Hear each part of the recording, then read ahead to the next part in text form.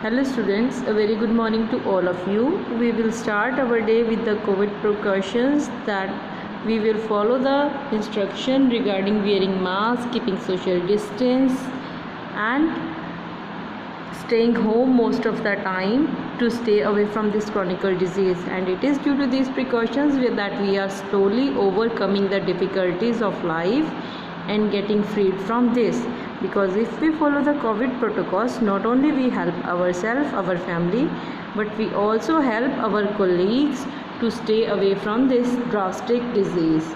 Okay, so we will resume our chapter, that is chapter number 2, the Egyptian civilization. So far we have completed up to the point the pharaohs was given the status of gods on earth, कि pharaohs को अर्थ पे God माना जाता था. pharaohs also assumed the position of supreme priest of every temple, और pharaohs को हर एक temple में सुप्रीम प्रीस्ट माना जाता था. The supreme position of the pharaohs is reflected in the massive tombs in shape of pyramids. हमें कैसे पता लगता है कि जो फेरोज हैं वो सुप्रीम माने जाते थे, यानी कि एट द हायर लेवल माने जाते थे, क्योंकि हमें उनके बनाए हुए पिरामिड्स दिखते हैं, राइट, जो कि उनके लिए बनाए जाते थे. The ancient Egyptian believed in after life. They believed that if the pharaoh's body was preserved and mummified after death the pharaoh would live for ever. जो पुराने इजिप्शियन लोग थे उनका विश्वास था कि अगर हम बॉडी को अच्छे से प्रिजर्व कर लें या उसको ममीफाई कर दें उसके मरने के बाद, तो जो फ़ैरो है वो काफ़ी लंबी लाइफ तक ज़िंदा रहता है, हमेशा के लिए. The tombs were designed to protect the buried pharaoh's body and his belonging. और जो टूम्ब होता था उसमें सिर्फ फ़ैरो की बॉडी को ही बरी नहीं किया जाता था, उसकी बॉडी के साथ साथ उसमें बहुत सी चीज़ें भी दफन कर दी जाती थी कि जो उसकी आफ्टर लाइफ में काम आएंगी. So there is a fact of did you know the ancient Egyptian did not refer their king as pharaohs. जो पुराने इजिप्शियंस लोग थे वो अपने किंग्स को फ़ैरो नहीं बोलते थे. The term derived from Greek language and was used by Greek and Hebrew refers to the king of Egypt. ये जो फ़ैरो की टर्म है ये हमने ली है ग्रीक और हिब्रू लैंग्वेज से, जो कि इजिप्ट के किंग को फ़ैरो कहते थे. Now town planning. अब उनकी टाउन प्लानिंग क्या थी?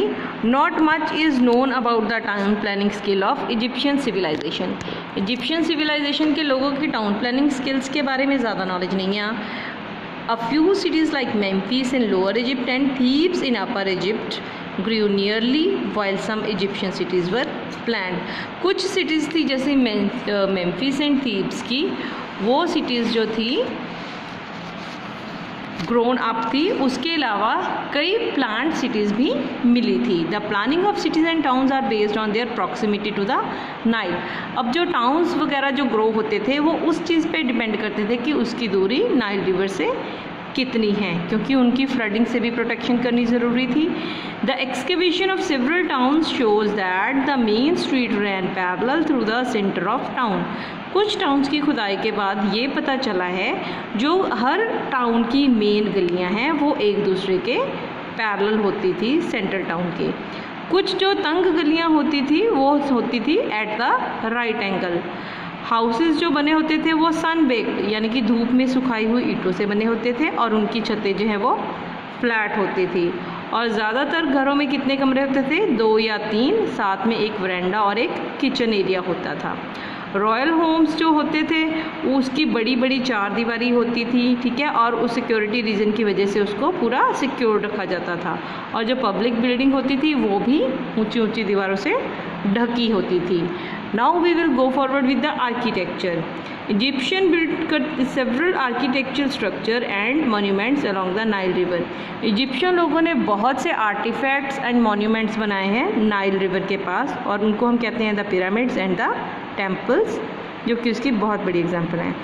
All the pyramid, temple, royal building, high walls and houses were built using sun-baked mud bricks and stone.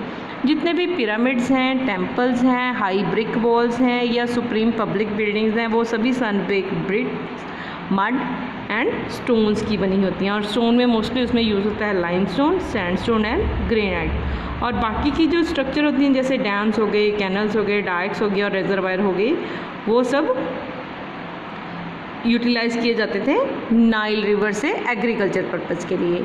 Now the great pyramid of Giza is listed among the 7 wonders of the world. जो Giza का pyramid है वो दुनिया के 7 अजूबों में से एक माना जाता है। This pyramid was build for pharaoh Khufu, जो इजिप्शियंस का सबसे पहला फेरो था जिसका नेम था खुफू, ये पिरामिड उसके लिए बनाया गया था। The other monument displays the architecture fitness of Egypt is sphinx. Pyramid के अलावा और कौन सी चीज़ है जिसने इजिप्शियन आर्किटेक्चर को डिस्क्राइब किया, that is the sphinx. Sphinx क्या है बच्चे, उसमें जो फेस है वो ह्यूमन है और बाकी की जो बॉडी है that is of a lion. It is a mythological creature with human head and lion body. तो ये एक माइथोलॉजिकल क्रिएचर है जिसमें बॉडी लायन की है और हेड जो है ह्यूमन का है। Now we have the did you know fact. Did you know fact में क्या है बच्चे, not all Feroz were keen on building pyramids. सारे फेरोज बिल्डिंग पिरामिड्स को नहीं बनाना चाहते थे।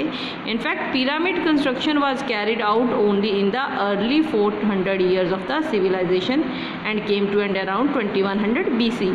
तो जो पिरामिड बनी है वो शुरू के 400 साल में ही बनी है और 2100 BC के आते आते इनकी जो चॉइस है वो ख़त्म हो गई थी। Irrespective of the cost, both human and financial, the tombs were an easy target for looting and pillaging.